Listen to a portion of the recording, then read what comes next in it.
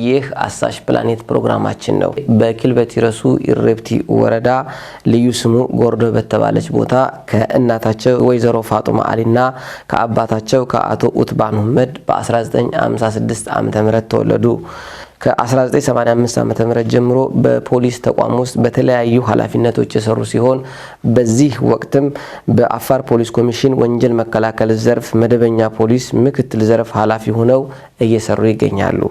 እንግዳዬ ረዳት ኮሚሽነር መሐመድ ኡትባን ወይም ብላታ ይባላሉ።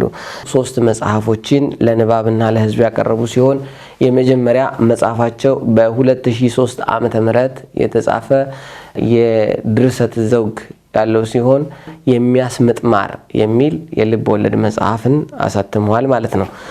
በመቀጠል በ2010 ዓመተ ምህረት ሙስናና ትግል የሚል ከሙስና እንዴት መታገል እንዳለብን በምስል ጭምር በከቨር ፔጅ የተገለጸ መጽሐፍን ለንባብ አብቅተዋል።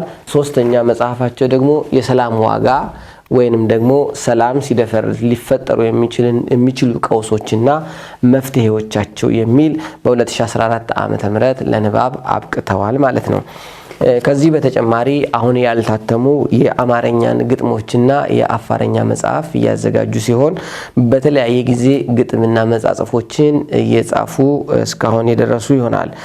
በ1994 ዓመተ ምህረት ያልታደለች ጥጃ፣ በ2010 ዓመተ ምህረት ሲነጋ ደሳለኝ የሚሉና በህዝብ ዘንድ ተወዳጅነት ያላቸው ግጥሞችን የጻፉ ሲሆን በአፋርኛ በ2012 ዓመተ ምህረት ወዱማ ነሲምብል መኤንደላይ ሞጎልና እየመሳሰሉ ግጥሞችን ለተደራሲያን ወይም ለኛ አቅርበዋል ማለት ነው።